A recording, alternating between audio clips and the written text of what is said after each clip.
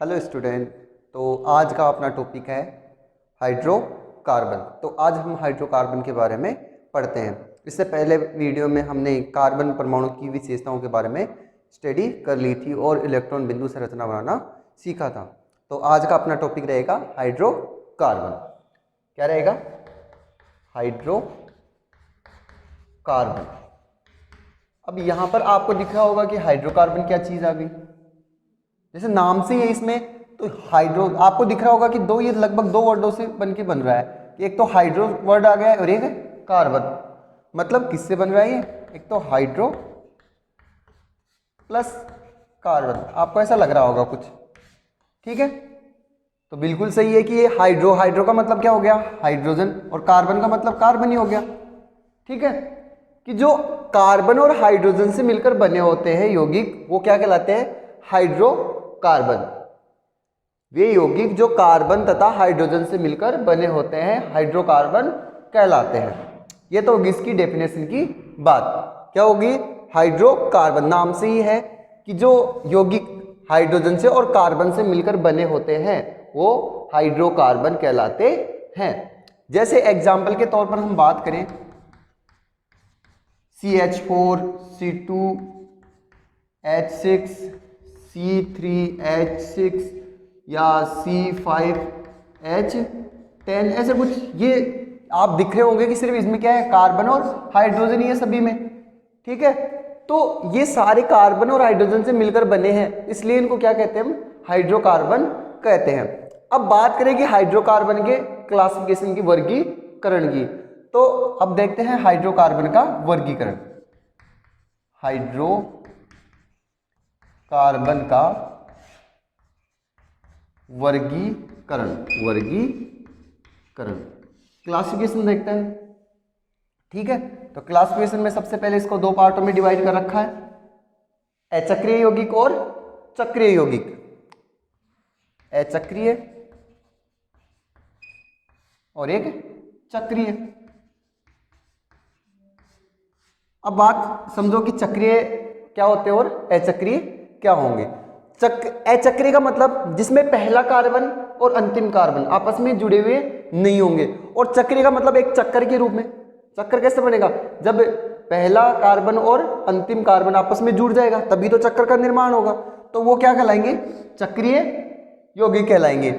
और ये जो चक्रीय अचक्रीय यौगिक होते हैं वो सारे के सारे कैसे होते हैं? एलिफेटिक होते हैं। एलिफेटिक, ठीक है? एलिफेटिक के आगे बात करेंगे अपन। अब अचक्रीय जो यौगिक है उन्हें बंध के आधार पर दो भागों में बांट सकते हैं अपन। किस आधार पर? बंध के आधार पर। बंध के आधार पर। बंध के आधार पर हम इसको दो भागों में बांट सकते हैं। एक तो एकल बंध हो गया, एकल बंध यानी कि कार्बन कार्बन के मध्य कैसा बंध होगा? एकल बंध होगा। और एक बहुबंध। बहुबंध का मतलब यहां पर तो एकल बंध ही है और यहां पर हो सकता है द्विबंध हो या त्रिबंध हो, ठीक है? अब एकल बंध जिसमें मौजूद है वो कहलाते हैं संतृप्त हाइड्रोकार्बन। जिसमें कार्बन कार्बन के मध्य एकल बंध होता है वे कहलाते हैं संतृप्त हाइड्रोकार्बन। और जिनमें बहुबंध होता है, बहुबंध का मतलब या तो द्विबंध होता है कार्बन कार्बन के मध्य या त्रिबंध होता है, वे कहलाते हैं, ये संतृप्त है तो ये असंतृप्त कहलाएंगे। असंतृप्त हाइड्रोकार्बन, ठीक है? असंतृप्त हाइड्रोकार्बन। संतृप्त हाइड्रोकार्बन में आता है एल्केन श्रेणी। एल्केन श्रेणी के यौगिक आते हैं। और एल्केन को हम कहते हैं पैराफीन भी कहते हैं। पैराफीन, ठीक है? ध्यान रखना, एल्केन को क्या कहते हैं? हम पैराफीन भी कहते हैं। इसका एल्केन श्रेणी का एक सामान्य सूत्र होता है, वो आप यही याद कर लेना, CnH2n+2 यहां पर जो n दे रखा है, n का मतलब होता है कार्बन संख्या, नंबर होता है n का मतलब। तो नंबर किसका होगा? कार्बन का, ठीक है? और जैसे एग्जाम्पल के तौर पर बात करें तो एग्जांपल ले लें इसके, CH4 हो गया, C2H6 हो गया, C3H8 हो गया, ठीक है, एजेक्ट्रा। फिर असंतृप्त की बात करें तो असंतृप्त भी दो प्रकार का था, एक तो जिसमें डबल बॉन्ड ऊपर ही दे रखा है और एक में ट्रिपल बॉन्ड। डबल बॉन्ड वाले को कहते हैं एल्कीन श्रेणी, एल्कीन, और जहां पर ट्रिपल बॉन्ड होता है, त्रिबंध होता है, वो कहलाता है एल्काइन श्रेणी के यौगिक कहलाते हैं, ठीक है। इसको एल्कीन को क्या कहते हैं, ओलिफिन भी बोलते हैं, ओलिफिन, क्योंकि ब्रोमीन जल के साथ ये एक तेलीय द्रव का निर्माण करता है, इसलिए ये क्या है इसका सामान्य सूत्र, सामान्य सूत्र। इसी प्रकार इसका भी एक सामान्य सूत्र है, इसका सामान्य सूत्र होता है CnH2n, और इसका भी सामान्य सूत्र है तो इसका होता है CnH2n-2। अब तीनों फॉर्मूले में अगर कंपेरिजन के रूप में याद करें तो कंपेरिजन में क्या करेंगे, यहां पर कार्बन से हाइड्रोजन को दुगना करके दो जोड़ रहे हैं, यहां पर सिर्फ दुगना कर रहे हैं और यहां पर दुगना करने के बाद में दो घटा रहे हैं, ठीक है, ऐसे भी याद कर सकते हो। एल्केन का दुगने में दो जोड़ना है, एल्कीन में दुगना करना है, एल्काइन में दुगने करके दो घटाना है, ठीक है। जैसे एग्जांपल के रूप में C2H, दो का दुगना 4, C3H, n का मान 3 ले लिया तो 3 का दुगना 6, ऐसे इसके यौगिक हो गए। ठीक इसी प्रकार और ले लो चाहे इसे एग्जांपल, C4H, 4 का दुगना 8 हो गया। फिर इसके एग्जाम्पल देखें तो इसका एग्जाम्पल हो जाएगा, ऊपर लिख देता हूँ एग्जाम्पल, इसके एग्जाम्पल होंगे, सॉरी ऊपर तो फिर वो आएगा, इसका हो जाएगा C2H, 2 का दुगना 4, 4 में से 2 जाएंगे तो 2 आएगा, C3, 3 का दुगना 6, 6 में से 2 जाएंगे तो 4 बचेंगे, ऐसे इसके यौगिक आ गए, ठीक है। वापस से देखें, हाइड्रोकार्बन का वर्गीकरण में इसको दो भागों में बांटेंगे, चक्रीय यौगिक और अचक्रीय यौगिक। चक्रीय यौगिक बंध के अचक्रीय यौगिक बंध के आधार पर दो प्रकार से होते हैं, एकल बंध युक्त और बहुबंध। बहुबंध का मतलब जिसमें द्विबंध होगा और त्रिबंध होगा। एकल बंध जिसमें है वो सारे के सारे क्या कहलाते हैं, संतृप्त हाइड्रोकार्बन कहलाते हैं। संतृप्त हाइड्रोकार्बन में एल्केन आता है या इसको पैराफिन भी बोलते हैं।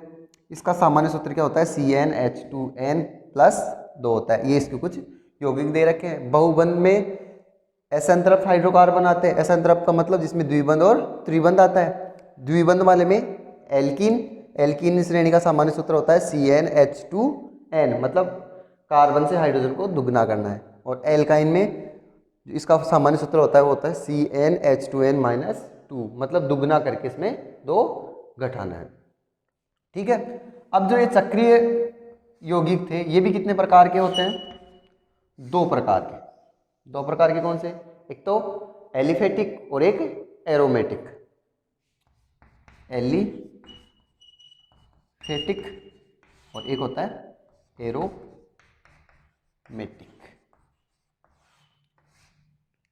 एलिफेटिक और एरोमेटिक चक्रीय तो होंगे। चक्रीय कब होंगे, जब पहला कार्बन और अंतिम कार्बन आपस में जुड़े होंगे, उस कंडीशन में तो चक्रीय यौगिक बन जाएंगे। एग्जाम्पल के तौर पर बात करें, एग्जाम्पल हो जाएगा साइक्लोहेक्सेन। साइक्लोहेक्सेन, साइक्लो का मतलब एक चक्र को प्रदर्शित करता है, ये साइक्लोहेक्सेन है आपके सामने। ये क्या है, साइक्लोहेक्सेन। या इसको बता सकते हैं, ऐसे बना सकते हैं CH2 CH2 CH2 CH2 CH2 CH2 और 6 कार्बन हो गए।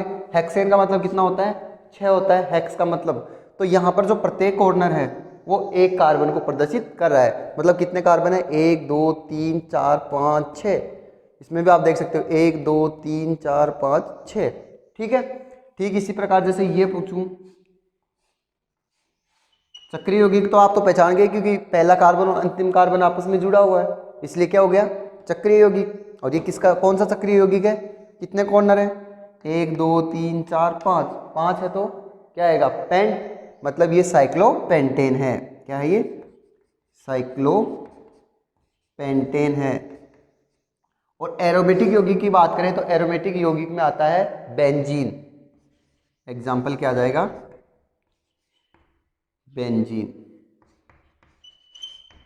और बेंजीन का फॉर्मूला होता है C6H6, या आप बता सकते हो उसको कैसे, जो इसमें डबल बॉन्ड होते हैं वो 3 होते हैं, या तो वो 1, 3, 5 जो नंबर के कार्बन है उन पे आते हैं, या 2, 4, 6 पे आते हैं, या तो ऐसे होगा या दूसरी की संरचना ऐसे आपको मिल सकती है, यहाँ, यहाँ और यहाँ।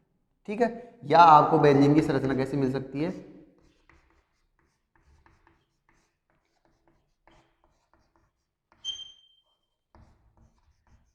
ऐसी भी आपको मिल सकती है।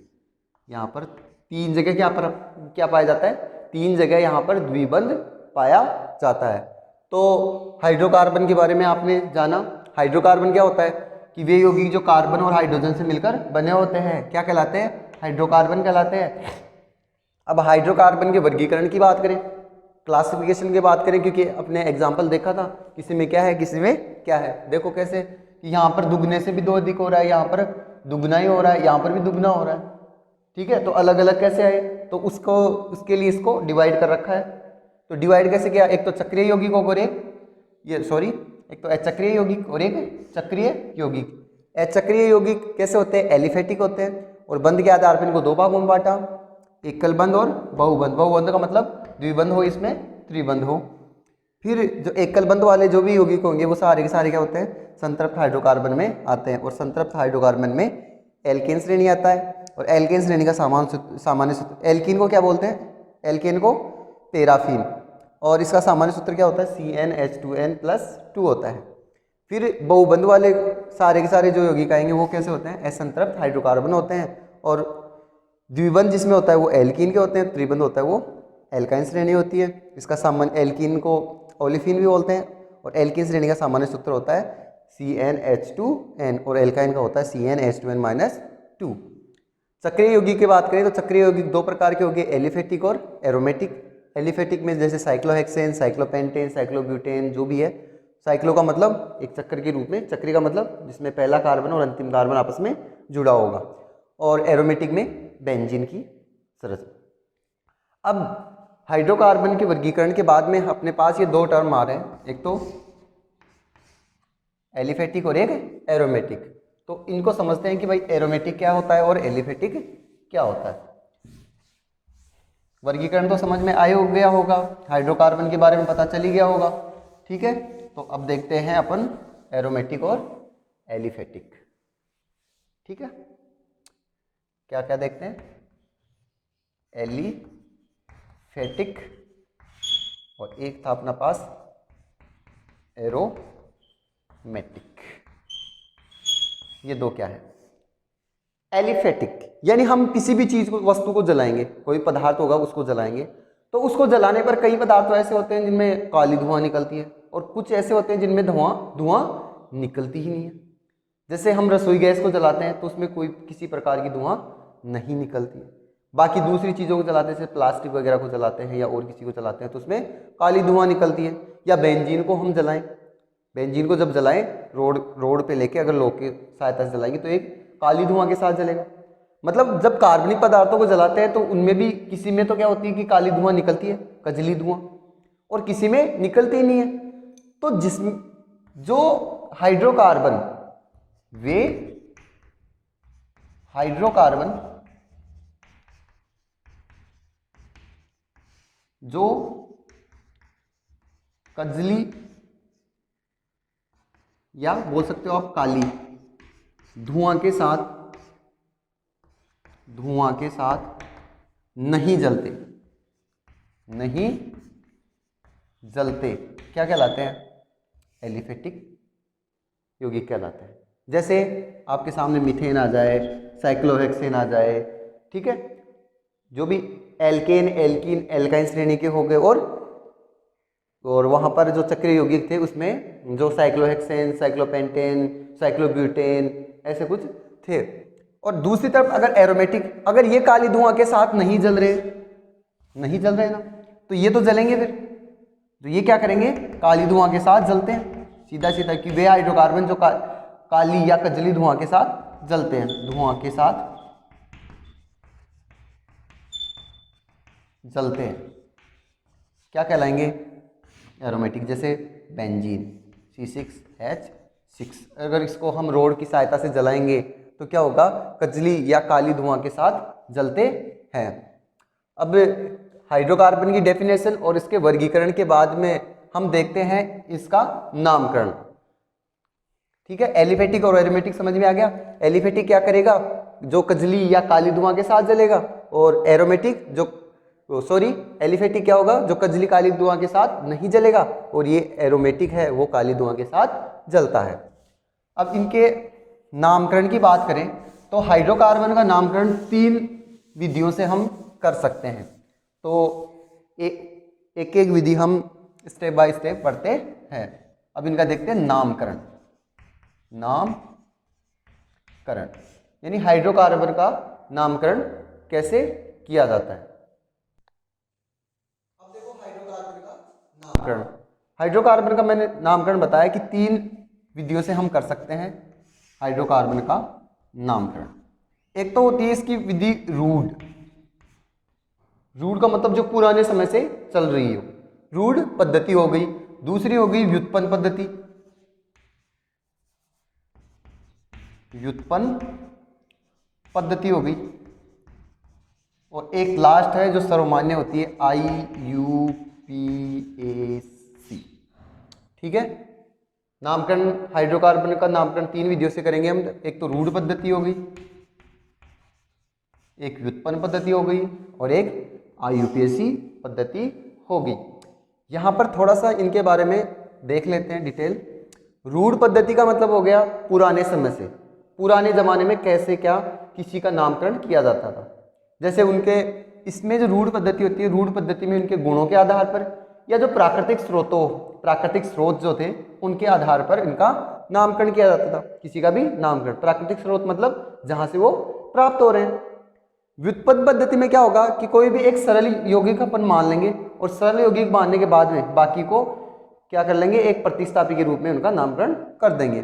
और IUPAC पद्धति को हम आगे डिटेल से एल्केन, एल्कीन और एल्काइन श्रेणी के जो भी यौगिक होते हैं उनको डिटेल से हम पढ़ेंगे। ठीक है, IUPAC का फुल फॉर्म होता है international union of pure and applied chemistry. वापस से देख लें, international union of pure and applied chemistry. ठीक है, ये इसका फुल फॉर्म होता है। तो नामकरण 3 पद्धतियों से करेंगे, 3 विधियों से करते हैं अपन, रूढ़ पद्धति, व्युत्पन्न पद्धति और IUPAC पद्धति। अब सबसे पहले देखते हैं हम रूढ़ पद्धति के बारे में। रूढ़ पद्धति क्या है, यानी कैसे जो हाइड्रोकार्बन के यौगिक थे उनका नामकरण कैसे किया जाता था, रूढ़ पद्धति। ठीक है, रूढ़ पद्धति में जब हाइड्रोकार्बन का नामकरण किया जाता है तो उनमें गुणों के आधार पर, किस आधार पर किया जाता है, गुणों के आधार पर व प्राकृतिक स्रोतों के आधार पर। प्राकृतिक जो स्रोत थे यहाँ जहां से प्राप्त हो रहे थे उनके आधार पर उनका नामकरण किया जाता था। क्योंकि पहले के ज़माने में किसी का नामकरण किया जाता था तो उनके लक्षण वगैरह देखकर, गुण वगैरह देखकर ही कर लिया जाता था। जैसे एग्जाम्पल के तौर पर हम करें CH4, इसको कहते हैं हम मार्स गैस। क्या कहते हैं, मार्स गैस। मार्स गैस नाम इसका कैसे निकाला, क्योंकि यह दलदल से प्राप्त की जाती है। दलदल, जो दलदली भूमि होती है वहां पर यह गैस निकलती है। दलदल से प्राप्त, दलदल को क्या बोल देते हैं, मार्स बोलते हैं। क्या बोलते हैं, मार्स बोलते हैं। इसलिए जो CH4 है उसका नाम क्या दिया गया, मार्स गैस नाम दिया गया। वैसे आप IUPAC पद्धति में जब पढ़ोगे तो इसमें इसका नाम क्या रहेगा, मेथेन रहेगा, मीथेन रहेगा, या जो अन्य नाम होते हैं इसके गोबर गैस भी होती है। ठीक है, दूसरी की बात करें, जैसे है HCOOH, इसको कहते हैं फॉर्मिक अम्ल। क्या कहते हैं, फॉर्मिक अम्ल।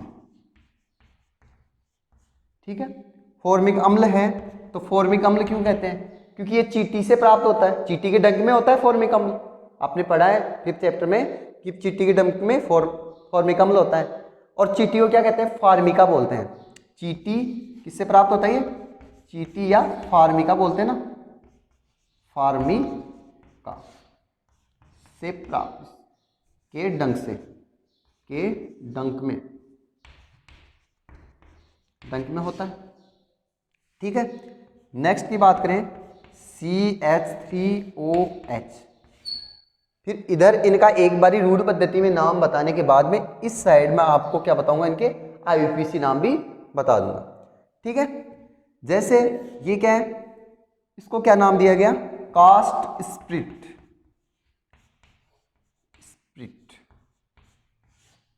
CH3OH को क्या नाम दिया गया? Cast spirit. कास्ट स्प्रिट क्यों कहते हैं? क्योंकि ये लकड़ी के भंजन आसवन से प्राप्त होती है। कास्ट का मतलब लकड़ी। ठीक है, क्यों कहते हैं इसको? लकड़ी के भंजन आसवन से प्राप्त होने, लकड़ी के भंजन आसवन से प्राप्त होता है ये। ठीक है, नेक्स्ट की बात करें CH3COOH, ये होता है एसिटिक अम्ल। एसिटिक अम्ल। ठीक है, एसिटिक अम्ल है तो एसिटिक अम्ल को क्यों कहते हैं? क्योंकि ये सिरके से प्राप्त होता है। किससे प्राप्त होता है? सिरके से प्राप्त होता है। सिरके से प्राप्त होता है, सिरके में पाया जाता है ये सिरका या एसिटम। सिरके को क्या बोलते हैं? एसिटम।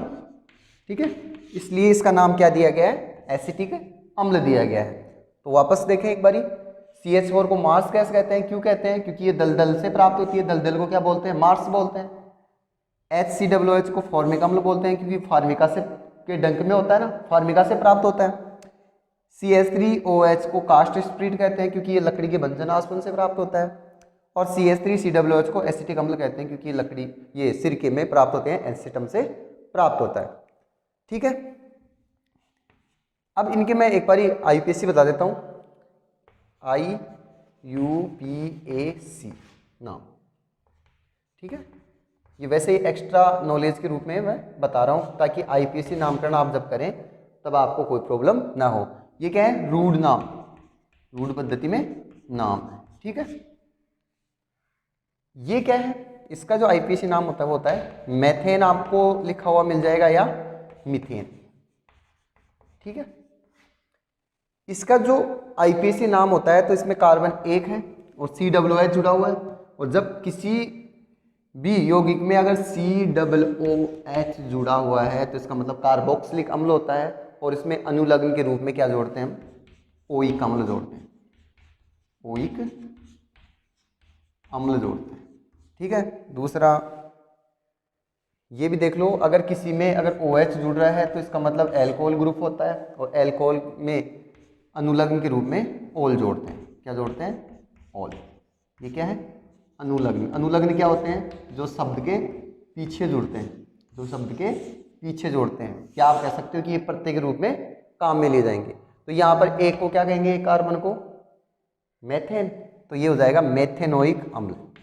मेथेनोइक अम्ल,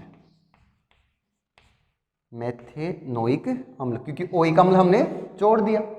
यहां पर कितना कार्बन है? एक को कहते हैं मेथेन। और OH जुड़ रहा है तो क्या जोड़ेंगे?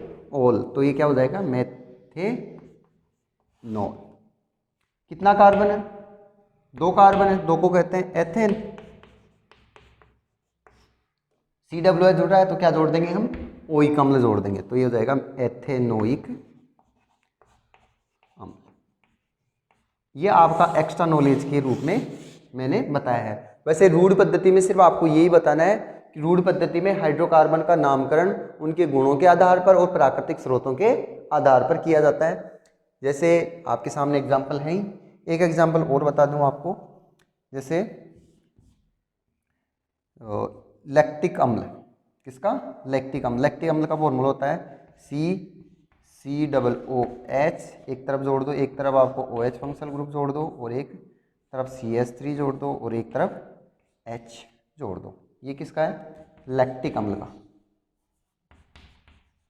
लैक्टिक अम्ल का फॉर्मूला है। लैक्टिक अम्ल इसका नाम क्यों दिया गया? क्योंकि ये दूध में प्राप्त होता है, दूध से प्राप्त होता है, और दूध को क्या बोलते हैं? लैक्टम। लैक्टम या दूध से प्राप्त होता है, लैक्टम या दूध से प्राप्त होता है। ठीक है, समझ में आई एग्जाम्पल?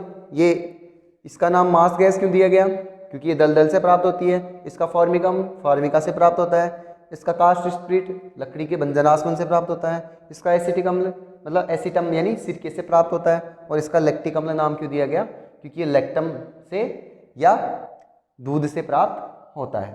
ठीक है, आज के लिए इतना ही। नेक्स्ट वीडियो में हम कंटिन्यू करते हैं। Thank you.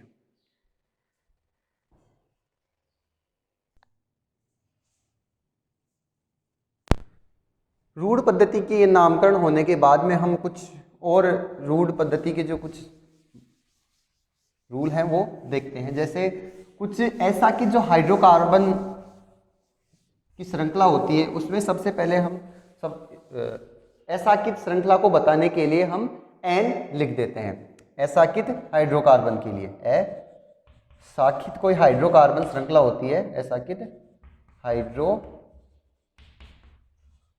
के लिए स्टार्टिंग में क्या लिख देते हैं? पहले हाइड्रोकार्बन में पहले क्या लिख देते हैं? एन लिखते हैं। एन का मतलब नॉर्मल। क्या लिख देते हैं? नॉर्मल लिखते हैं। ठीक है, जैसे एग्जाम्पल के तौर पर हम देखें, एग्जाम्पल क्या होगा? जैसे ये है CH3CH2 CH2 CH2 और CH3। ठीक है, तो यहाँ पर आप देख रहे हो कि एसाकित है, साकित थोड़ी है, क्योंकि सीधे एक कार्बन से दूसरा कार्बन जुड़ रहा है, कोई प्रतिस्थापी के रूप में इस श्रृंखला के बाहर रहा नहीं। इसलिए इसका नामकरण जब लिखेंगे तो एन लिख देंगे, तो इसका नामकरण हो जाएगा meth eth pro but pent. 5 carbon तो पेंटेन, एन पेंटेन। एक एग्जांपल और लें, जैसे CH3CH2 CH2 और इधर मान लो CH3 जुड़ रहा हो, तो ये भी एक क्या है? एसाकित हाइड्रोकार्बन श्रृंखला ही। ठीक है, एसाकित है तो इसमें क्या लिख देंगे हम?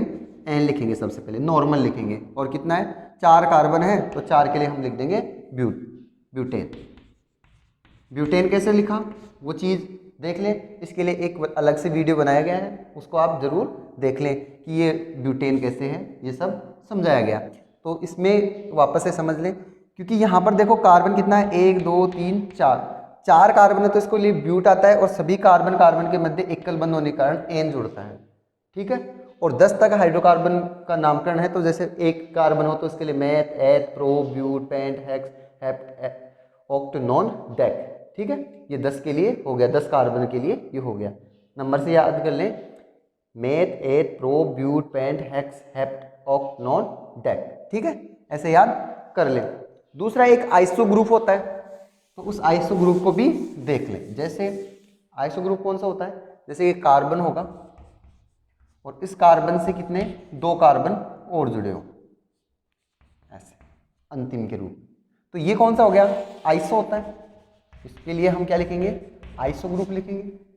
जैसे आपके सामने आ जाए CH2CH3 2CH3 और यहाँ पर CH3 और यहाँ पर भी CH3।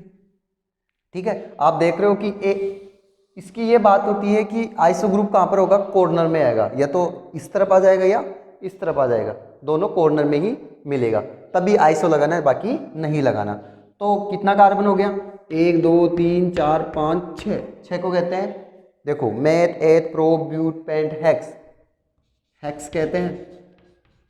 सभी कार्बन के मध्य एक कलबंध है तो एन जोड़ते हैं, तो कौन सा ग्रुप जुड़ रहा है? आइसो, तो ये हो जाएगा आइसो हेक्सेन। ठीक है, आइसो कहाँ पर आएगा? अंतिम में आएगा, लास्ट में आएगा, लास्ट वाले सिरे पे आएगा, या तो इधर आ जाए या इधर आ जाए। ठीक है, एक होता है नियो, नियो भी देख लो, नियो ग्रुप कौन सा होता है? कौन सा?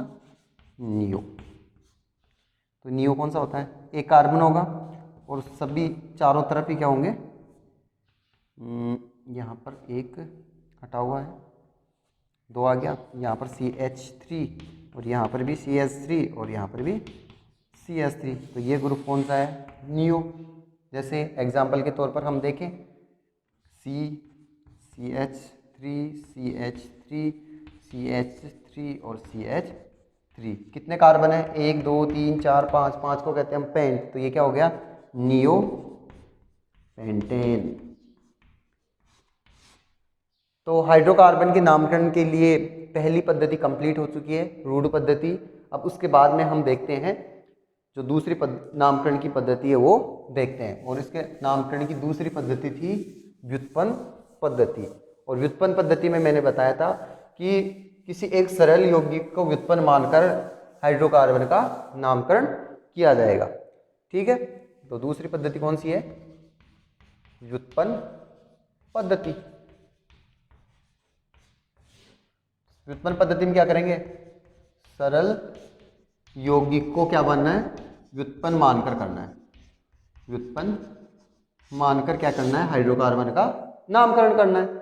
जैसे यहां पर मैं लिखूं सरल, एग्जाम्पल के रूप में चल रहे हैं हम, सरल यौगिक हो गया।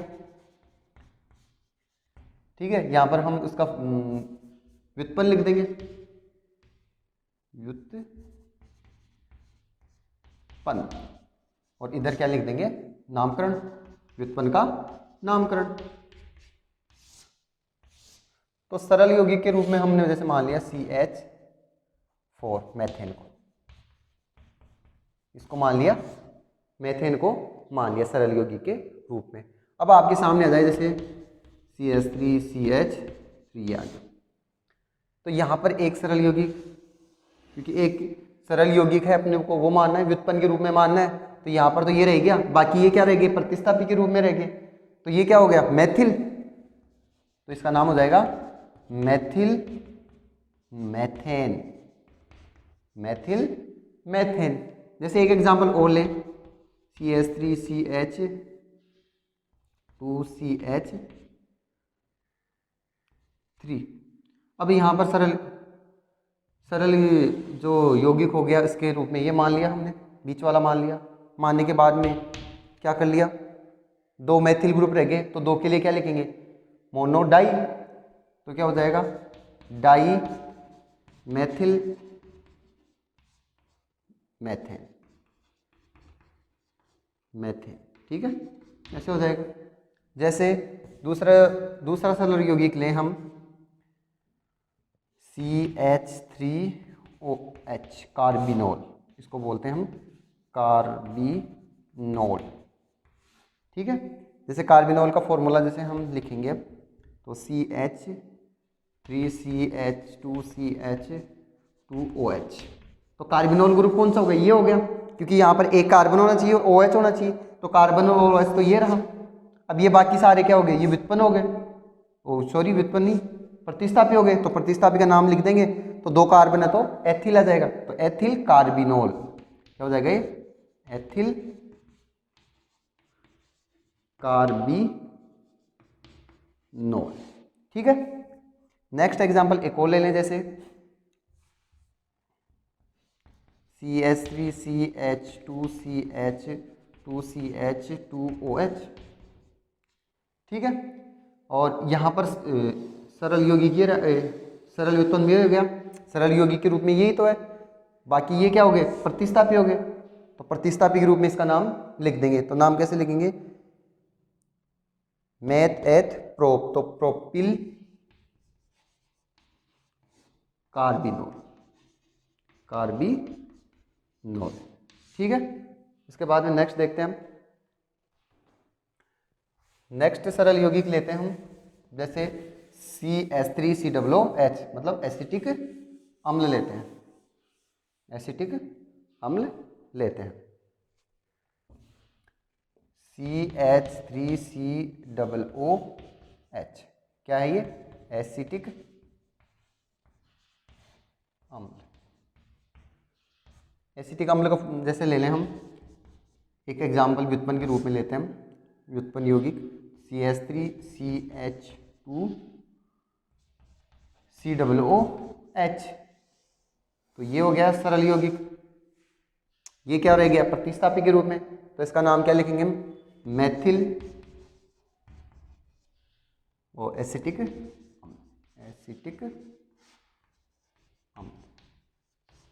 ठीक है, जैसे एक एग्जांपल और लें हम, CH, यहाँ पर आइसो ग्रुप जोड़ दें, ये कौन सा ग्रुप हो गया, आइसो, CH2COOH ले लिया जैसे।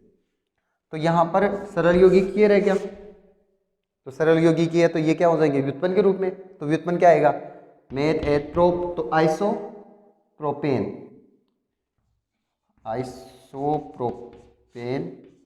या प्रोपिल लिख सकते हो, प्रोपिल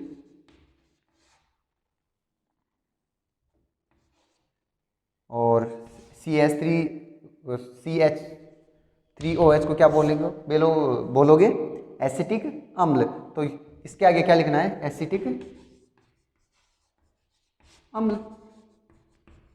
ठीक है, समझ में आया व्युत्पन्न पद्धति, किसी एक सरल व्युत्पन्न को मानना है और फिर इसका नाम लिखना है। ठीक, तो वापस से देख लो कि हाइड्रोकार्बन के नामकरण की पद्धतियां 3 हैं। एक तो थी रूढ़, व्युत्पन्न और आईयूपीएसी, 3 थी। उसमें रूढ़ पद्धति में किस आधार पर हाइड्रोकार्बन का नामकरण किया जाएगा, उनके गुणों के आधार पर और प्राकृतिक स्रोतों के आधार पर। हमने कुछ एग्जाम्पल किए थे। फिर उनमें यह भी पढ़ा था कि कोई ऐसा कि हाइड्रोकार्बन श्रृंखला होगी, उसमें एन लिखेंगे, एक आइसो ग्रुप पढ़ा और एक नियो वाला, कि नियो कब लिखा जाता है और आइसो कब लिखा जाता है। फिर व्युत्पन्न पद्धति में क्या किया जाएगा, एक सरल यौगिक को व्युत्पन्न के रूप में मान लेंगे और बाकी सबका नामकरण कर लेंगे। ठीक है, जैसे एग्जाम्पल के तौर पर सामने ही लिखा है आपके, एसिटिक अम्ल है तो एसिटिक अम्ल के रूप में हमने मान लिया, तो बाकी जो बाहर रह जाते हैं उनको प्रतिस्थापी के रूप में नामकरण कर देंगे। ठीक है, तो 2 हाइड्रोकार्बन के नामकरण की 2 पद्धतियां हमने पढ़ ली हैं। नेक्स्ट पद्धति आईयूपीएसी है, वो वेरी इंपॉर्टेंट है, उसको हम नेक्स्ट वीडियो में कंटिन्यू करते हैं। तो आज के लिए इतना ही, थैंक यू।